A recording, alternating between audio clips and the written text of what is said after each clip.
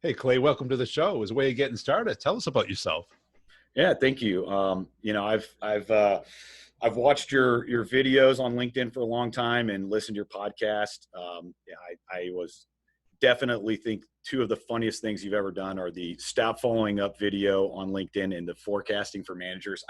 I can't imagine that any that any sales rep or any manager can't listen to that and be like, yeah, I kind of done that a few times. So I love that. Like I said, I listened to your podcast and I was telling you a little bit ago, I'm not sure that I meet the high standards that your guests bring. They put a very high bar. So hopefully some of my, dumb sales guy wisdom might be able to help and I don't embarrass myself too bad. But I've got a pretty interesting, weird background. I actually studied philosophy and religious studies in college. So it's kind of a different background. I don't hear that too often in Sales was the perfect match, the perfect evolution. It makes me look at problems differently, and think a little bit differently. I think than a lot of other people. I kind of fell completely backwards out of college. I won't even go to that long story, and started selling farm and ranch real estate. Was pretty lucky and had some great mentors that I worked with. I sold a ranch to a guy that was a COO, still a great friend of mine, a mentor. We became friends, spent a lot of time together, and just kept hounding me about coming to work for him in the banking and mortgage world. Did that for a while, worked really hard on my craft and learned a ton from him. 2008, mortgages, banking, 2008. Perfect timing. Yes, it wasn't necessarily the best move, but spent a little bit of time there. He took off and moved up to Dallas, but I was lucky to find a home at ADP. Worked my butt off, had some great mentors there. Had to learn payroll. I mean, it's a complicated industry, and I guess they call it human capital management now. But I did pretty well and learned a ton. Happened to get recruited by kind of an up-and-coming company back then named Paylocity. And it just seemed like a great opportunity. So I kind of took a risk, went there, and just was really lucky that I had, 5 or 6 incredible mentors from the top of the company to down, just people that really were accepting of giving me time and pouring into me and putting up with all the questions I ask. And then 6.5 years ago, I was approached by Kevin Clayton. He's the owner of ProLiant. He's one of the most incredible men I've ever met. I mean, he has this incredible drive. He's got a great story. He's an ethical, moral man. And he's building this incredible company. And he has this really unique management style that is certainly not for everyone, but it allows for the right people to really thrive. And, the story and the ability to have some authorship in his story and the growth of his company, it drew me in. And, I came here, we had 7 sales rep, grew it to 50 or so. And, through that time growing, I was recruiting people, of course, as a sales manager. And Kevin came to me last January and said, hey, I need you to start spending a little bit more time on this. And I said, okay, and so I was doing sales and kind of helping with recruiting. And he sat me down in August and he said, one of the most important things in a company's growth is finding the right people. You have a knack for it. We need great people constantly. We need to focus on that. Every company does for its client's sake. So he asked me in August to stop, selling technology and start, I kind of joke selling people or selling people on this company. Yep. And, half the time I don't know what I'm doing. It's not my classically trained thing to recruit people, but, I just try to outwork everybody and learn. And that's kind of why I'm here today. Just, get outside of my comfort zone and talk to you, learn from you and tell my story. Cool. We got a lot of listeners that are in that ADP payroll, human HR capital space. Management. Yeah. That's a brutal space, isn't it? There's so much money in this space, venture capital, private equity, giant companies have gone public. There's a grow at all cost mentality, which sometimes for sales reps is really great. Sometimes, that's a good place to be as a sales rep. Sometimes it's a bad place to be as a sales rep. But yeah, there's a new company popping up every single day. There's tons of competition. A politician, whether it's a local politician, a state politician, or someone in Washington opens their mouth, and your job changes. And right. You got to learn something new requirements, new standards. It's incredible.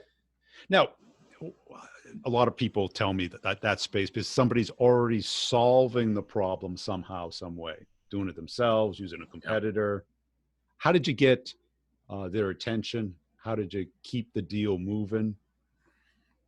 I think for me, certainly when I started, to your point about, especially now, there's so many people. I mean, these people are getting phone call after phone call and email and marketing. I mean, it's hard. There's a lot of noise. I think our CMO Robbie, he kind of gave me the words that I never really knew. I just try to be human. I try to have human to human sales, not B2B, B2C, A, B, C. I think you even had a post about that not too long ago, but you gotta be human and just have human conversations. And, it doesn't work for everybody. I just outworked people. I made more phone calls, made more calls. And if I got somebody on the phone, I just tried to be genuine. Hey, are you changing? Are you not? What can I do for you? If not, all right, when can I follow up? And then just be honest and try not to be a pain, respect people's time. Yeah. And I think was lucky in that I outworked enough people to get into enough deals that people appreciated my honesty and sincerity. And, then you can have honest conversations and start breaking down, where the missteps are from the previous provider or whatever their current technology isn't able to do that maybe yours can do. And you just continue the conversation and try not to be a pain. And if you can solve problems, genuinely, people will make a move if you can prove it. Didn't you find, though, that outworking people isn't a scalable strategy? No, you're right.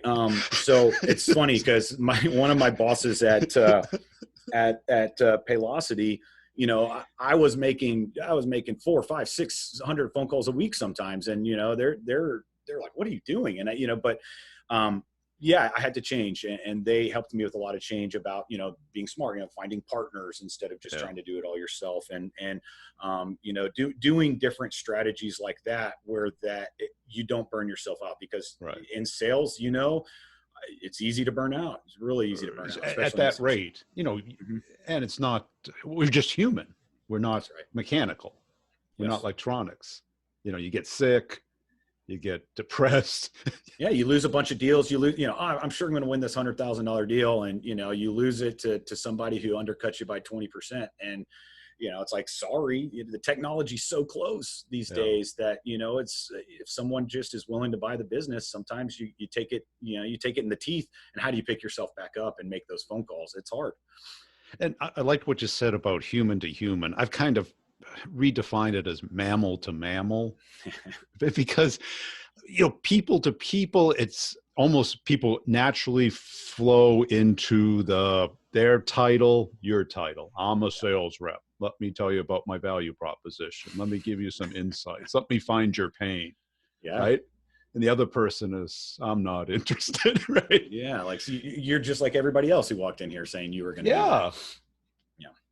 And what I found last year was one of the key differentiators of great sales reps is they were able to have a conversation about what the client cared about that wasn't based about what you do. It's hard to do that, It isn't, right? I know that it's a constant struggle of everybody, but certainly of myself, to not just, you hear somebody say, "Oh, well, my onboarding process, I'm not sure about it." And you just want to throw up. "Oh, well, we can fix it by doing this and this." And they're like, "Well, no, I wasn't saying necessarily it was broken. I only hire 2 people a year." And you're like, "Oh, well, now you're just like everybody else, and you lost it." Right. And we just go into our biography and our company's background. And we don't understand that that's the last thing anyone wants to hear. Yeah, people want to hear about them, not you. I mean, and it's the hardest thing as a sales rep to not just show up and throw up, Right.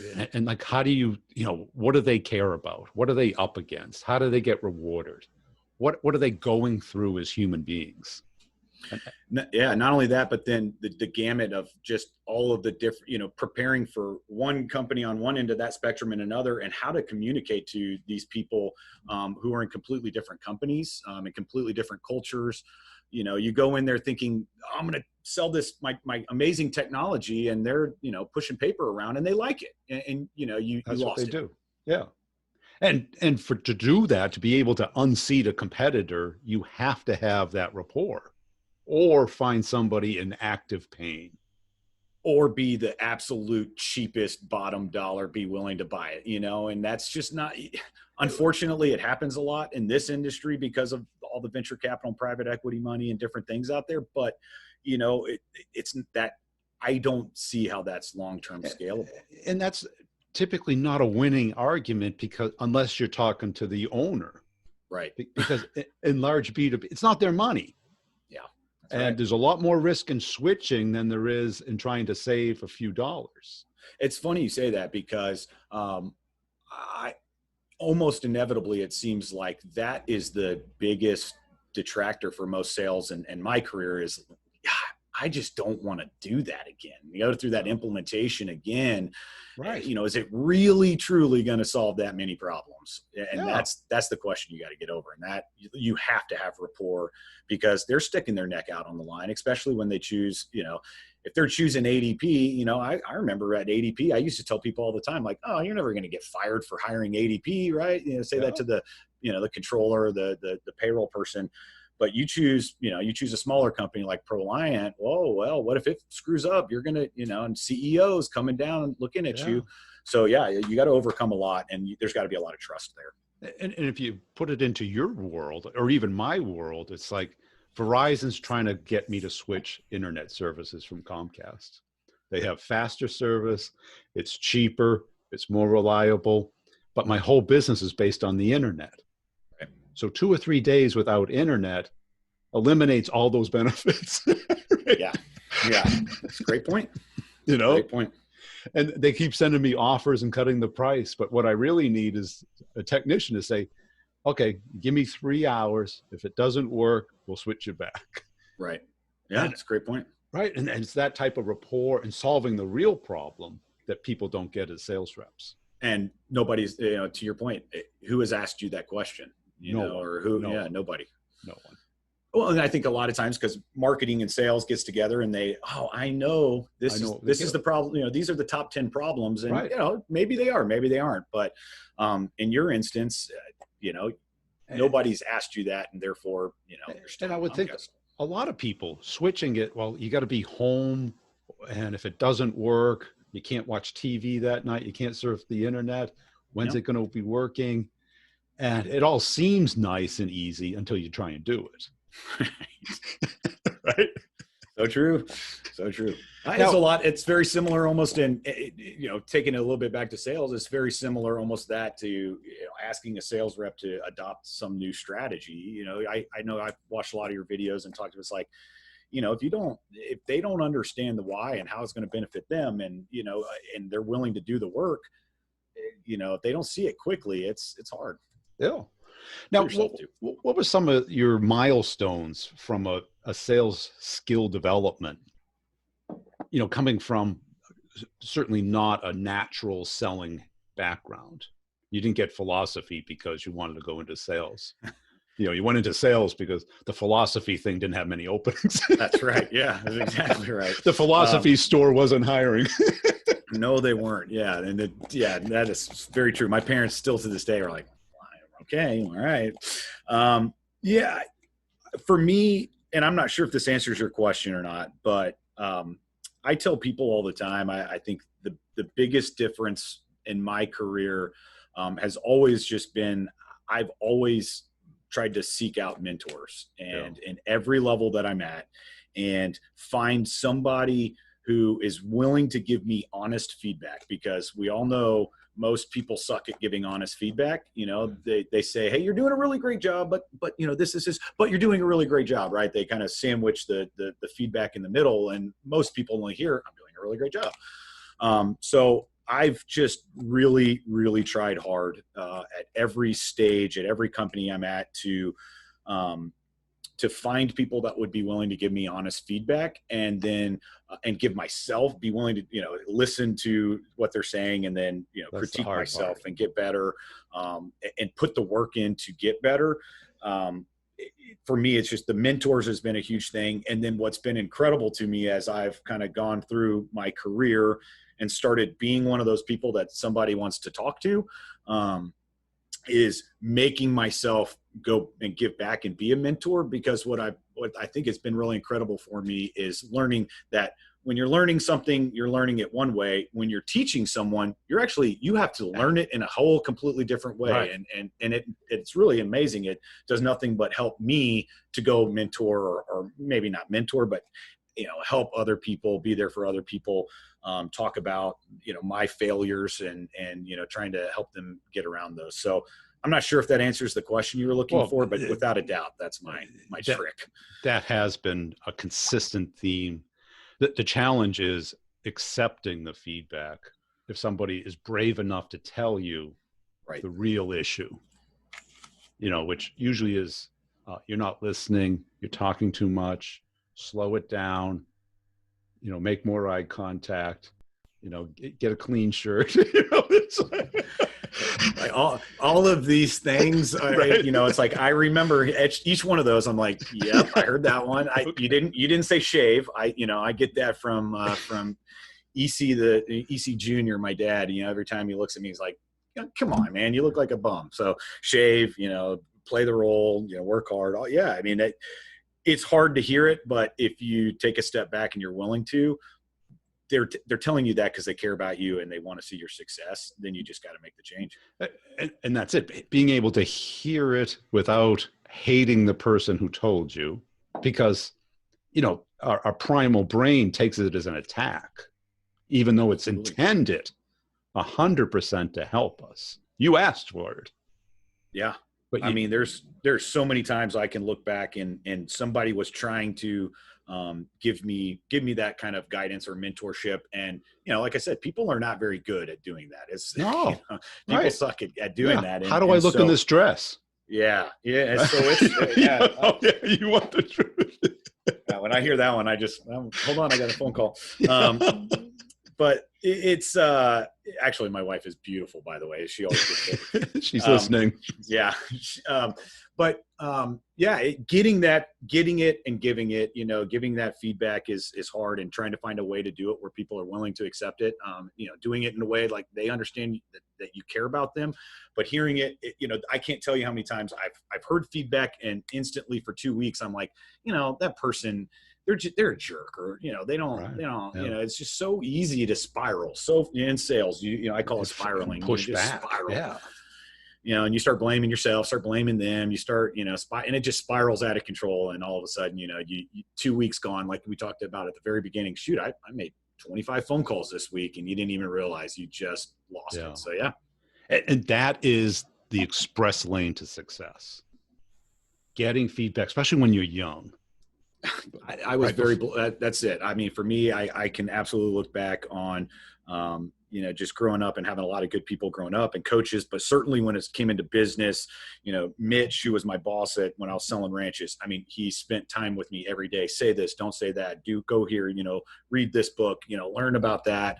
And then, Robert Wirtz, when I went to the banking, Hampton Crump and Brad Garner at Paylocity, incredible people, and Kevin and Ken and Adam and Debbie, these people at this company. You find a company and you find people who are willing to, tell you, hey, give you a slap and say, get back over here, get focused on this, don't do that. And if you focus on those things that they're telling you and change that, like I said, I don't know if I'm answering your question, but I can say that's my trick. And that's, because I've also seen a theme with both performance activities in high school and college. Things like sports, performance, always had a coach there. Yeah. Taking feedback. The arts, singing, dancing, acting, comedy, had to take feedback from the audience. Yeah. Right. Military, plenty of feedback. Right. Yeah, I was listening to one of your guys several weeks ago that he was coming. He was back on for the second time, and he was a Navy guy. That was a great podcast, the second one. And I can only imagine. I'm a big Jocko fan too, so when he was saying that, I was all on board. And that's it, because when we're young, we kind of think, we're just going with the flow, and I saw that with a lot of reps, and they'd ask me for feedback, and it's like, well, you kind of don't show up on time. You sneak in, you might be only a minute late, but And do I care that much? Not a whole lot. If I was a customer, I'd care a lot. Yeah. It tells me that your time's more valuable than mine. Yeah, I think one of the feedback I give people a lot, or I kind of look back and you just reminded me to think of it, is like, if you truly care about your job and your career and your skill set, and you are working your butt off, there's nobody at this company that will actually pour more into you than me. But as soon as I start caring about your job way more than you, I don't got time for that. I'm going to go work on somebody else, because I don't want to care more than you. But as soon as we start that race, I'm going to start building you. You're going to start building me, and we're going to get after it. So I'm 100% on board with that. And that's it. And I had a rep, and he asked for feedback, and I go, "You talk over me. I mean, every time I start to talk, you pounce." No, I mean, I don't do that. And he goes, "I got to go," and he didn't talk to me for a week. I really hurt his feelings. Yeah. But after a week, he goes, "I talked to my wife and stuff, and she says I do that." And I go, "I didn't say it to hurt your feelings. Right. I said it to help you." Right. And I saved you years of people rolling their eyes and pushing you out of their office and you not knowing why. And then you get stuck in the video. If you said the follow-up, you thought it went great, and because they are like, "Oh, great. Yeah, everything's great. Yeah, we'll talk to you later." And then, "Hey, did a terrorist get you?" I think that's what she said. Well, that's it, because you don't know why they're not talking to you. Because I make a big point. Clients either they want to talk to you, or they have to talk to you, or you force them to talk to you. That's great. And a lot of people are in the have to and the forced to, not the want to. Yeah. And that doesn't have to be about baseball or the Super Bowl. It can be, but it has to be that human to human connection, that you care about them, you have their best interest in mind.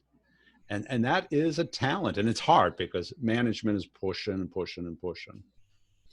It's hard. I think maybe one of the other ones is, I tell people, I feel like I have to tell people a lot, is you are never going to be really, really successful in your work life until you've got your personal life in order.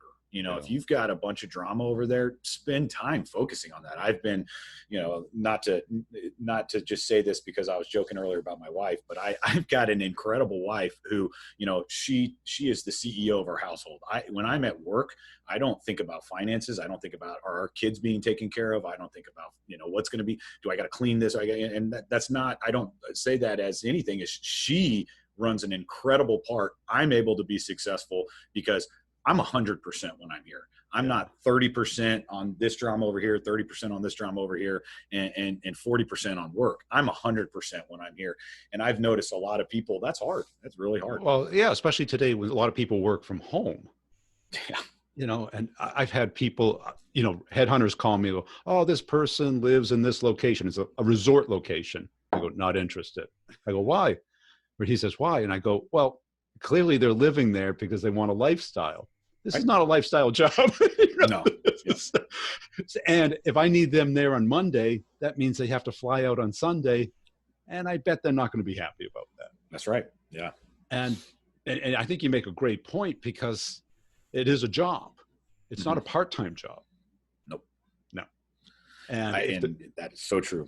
Right. And people will have all this sympathy for this thing and that thing. And it's like, okay, but if you're crushing your number, you can pretty much work the job in. But until you are, you got to do the job. That's right. That's right. Now, what was it like moving from like the payroll thing, which I think was pretty hard? And I'm sure recruiting's pretty hard too, because it's like you're in the middle between the hiring and the candidate. It's another, industry that's just, everybody's in payroll or everybody's a recruiter, seems like. But I'm still with the same company, so it's nice that I'm able to do it in a corporate setting rather than, trying to be on my own. I wasn't prepared, I think, as much for.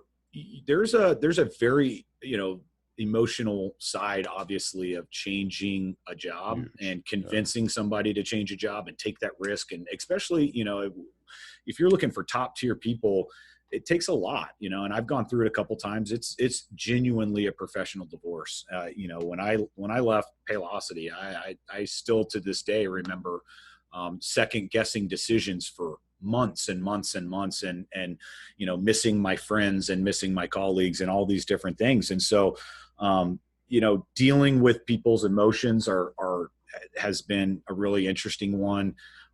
Trying to be different, you know, it's a lot the same, but it's a lot different in sales. But, you know, trying to I try to think, what would I want somebody to say? And I read all these recruiting messages that people have sent me over the last 10 years. And I'm like, God, 98% of them are the exact same. And so trying to come up with something that's honest and then, you know, convincing people to give me time. I mean, it's hard, you know, time is money, and, you know, it's trying to convince people that I guess that maybe the best way to put it is the best salespeople. One of the reasons they're the best at selling what they're selling is they believe they're at the company that has the best thing out there. You're not going. How can you be great if you don't think that your company is great? Right. So you have to overcome this inherent thing to say, well, I know your thing is great, but maybe this thing over here is greater. And it's just like sales, but you know, now there's this whole emotional side of it, and you know, wives and kids, and you know, and all of that stuff come into play. And man, it's complicated to manage all of that virtually. See, I mean, during my career, I think one of the few things I did really smart was befriend 2 or 3 great recruiters. Wow. And because most people only take your call when they're in market, they're unhappy, they're looking, and that's really not when you want to meet them. You want to meet them when they have a lot of success, they know what they're doing. And what I did was I befriended them. If I wasn't in market, I go, who are you looking for? What type of person are you looking for? Okay, here's 3 people. And all of a sudden they were like, whoa. And I go, what are you hearing in the market? Who's doing really well? You know, what companies are hot? Right. And all my friends would be like, they wouldn't talk to headhunters. They always looked at them the wrong way. Right. But when I was in market, I called these guys up and they would sell me as opposed to create the beauty contest for their client. And I would ignore the ones that would, okay, I'm going to put 10 people in front of the hiring manager. Yeah. I'm like, yeah, I'd love to be one of the 10. No, you like, I mean, you hit 2 things. Absolutely. So one, turning a passive candidate into an active candidate, that's the people generally we want, right? You know, we want, like you said, we want the 3 times President's Club person, and convincing that person to become an active candidate is hard. And then on top of that, as soon as they become an active candidate, guess how many other companies they're talking to, right? So that's a hard part of it. But then the other part of what you were saying, as far as, you know, there are a lot of, I think, really, you know, just like in any sales position, there's a lot of crappy headhunters out there that's, you know, they give us a bad name. I mean, I got a message. It's funny. I got a message the other day from a headhunter that basically, you know, if you read between the lines, you could go on LinkedIn, type in these, you know, the kind of the parameters of this person. And he was like, I'm moving this person from this company, named it without putting that person's name, found the guy's name in 5 minutes. It's like, you just outed that person to anybody you sent this message to. That's so rude. Why would you, you know, it's like, that gives us a bad name. So yeah, I think you're right. Finding the right relationships. And I think I've been, you know, I've got a lot of, it's been funny just from 10 years in this payroll industry. You know, I'm connected with a lot of people. I've messaged a lot of people for a lot of times.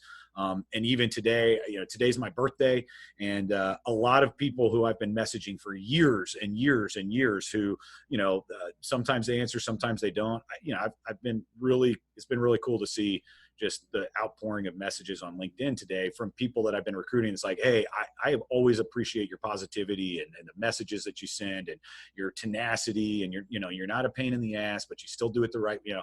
So, you know, it's hard to walk that line of, you know, pleasantly persistent and, you know, pain in the butt. And I think a lot of salespeople don't understand the value of having a consistent relationship with a recruiter, because the interview, you know, you get an hour, Right. And most of it's about the handshake and the emotional reaction. Yeah. Would I like to have a beer with this person? Which is, who cares? It's like, is the Right. person going to be able to sell?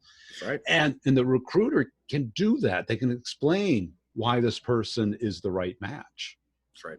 Outside of that hour, they can be the social proof. They could be the trusted advisor, the coach. Yeah, it's hard. That's another part of what's hard about this is, to move, not to be biased too much for the candidate, and not, you want to coach them and you want the right people. But at the same time, in my position, I still work for ProLiant, right? So my loyalties will always be with ProLiant versus the candidate. But those great candidates, you're right. They're the ones that you want to say, okay, here's what you need to know about this person. Yeah. Make sure you're communicating, your background that we've talked about. Make sure you're communicating more about this, less about this, Yeah. and it makes a big difference. And there's tons of people. It's funny. There's, going back to trying to mentor people, there's often that when I do interviews, if it's a no for me, and people ask me at the end, which I always think is kind of cheesy, like, hey, is there any reason why you're not going to move forward with me? Most people are not going to answer that question. They're like, yeah, I'll get back with the hiring manager, right? That's the common answer from recruiters, right? But I'll tell people honestly, if it's a no, I'm just like, well, here's the no. Here's the reasons to know. Here's my feedback on maybe what you need to do to get to that next level. Yeah. And I have people following up from me. We've hired people here that 4 years ago I said, look, you're not ready yet. You need to go get 1 or 2 years in industry experience. You do that, you have a home here.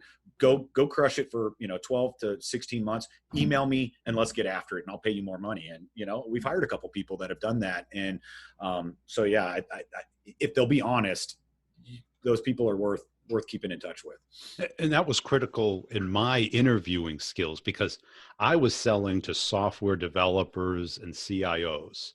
Now, if you act like a salesperson in front of those people, you get nowhere. Mm-mm. They want to talk slow and technical, and they don't want to be pushed or hyped. So I would go into the interview with that same personality. And the recruiter says, Brian, you got to amp it up. Go get a venti coffee. I go, really? That's what you heard? They said? Yeah, you got to be more salesy. And I was like, okay. And once I did, I'd get all the offers. Huh. And it was that feedback. It was contextual. Yeah. I didn't apply it to what I was selling, but I did apply it during that interview process, which is a very different sale than probably what most people are selling. Right. And a lot of people aren't used to it because they're used to a certain type of sales call, and the recruiter can coach you on that. This is what the manager wants to hear. They want to hear numbers, or they want to hear deal size, or they want to hear a 90-day plan, or this is what they don't want to hear. Right. Your office dog policy, your comfort ferret, your yeah, we've had a few of those. Yeah. Your kombucha flavor. Yeah. Do you have a ping pong table? Your half birthday. Yeah. Oh, that was another good one. Yeah. Cool. Hey, I appreciate your time today. What type of salespeople? Is it salespeople you recruit, or is it others? I recruit everything, but yeah, I mean, sales. So I've been, like I said, been lucky to kind of take over the gamut. Right now, we've got a lot of open positions. I mean, the fact that we're pretty blessed. We've had 8 straight Inc. 5000 awards, but I've listened to some of your podcasts. What's neat about this is we don't have venture capital, any private equity, 100% privately held, but we're still one of those really unique companies that's growing really fast, but at a smart rate. So we grow at 35, 40% a year for many, many, many, many years in a row. So we're on this constant growth. I've got open sales positions in I think 8 cities. And it's what's unique about this company is, and I kind of mentioned Kevin has a unique management style, as I call it, or we call it, structured independence. And it's not for it's independent. It's really it's not for everybody. And I don't like, oh, we're better. It's just, I've never interviewed somebody that says, oh, I want to be micromanaged. Do you micromanage? Right? Yeah. Like, could you give me more KPIs? Yeah. Right. Never had anybody say that, but I think most people do pretty well in an environment where you're getting guided quite a bit, do this, don't do that. And a lot of efficiency comes from there. We are not that way at all. We abide by structured independence, which is, hey, we hire, I kind of say the Steve Jobs mindset. You hire really good people. Don't tell them what to do, right? Here's your parameters. Here's your job. Here's the resources. Here's the people you need to talk to. Go be dynamic. Go take some chances, within the parameters, within the idea, and be great. And if you need help, ask for help, and then get after it. And it's incredible. I always tell people, the reason we're so efficient is that world is we find people who thrive in that environment, and it's not for everybody, and it can be hard and it can be difficult. But people who thrive in that environment, they do great. And I'm an example of that. Now all of a sudden I'm doing recruiting. One of my favorite stories is we had this girl who, she started at the front desk. And you know what? She dominated. She did great. Everyone loved her. 6 months later, they're like, oh, let's move her over here, right? Great outcomes. Great, did really well. Let's move her over here. 3 years down the road, she's running one of our departments, and that's what this company is about, is finding great people, giving them structured independence, keeping a flat, horizontal organization and getting after it. And we are really efficient. We have no debt whatsoever, and we're competing against the big guys. And, there's a lot of cool things that are happening at this company. And anyways, thank you for the opportunity to let me say that. Cool. And where should people go to learn more about the company and connect with you? Yeah, I mean, LinkedIn, of course. I'm Emerson Larkin on there. I think my hash sign is Hefe Clay. And then, or Proliant.com is a great place, of course, as well.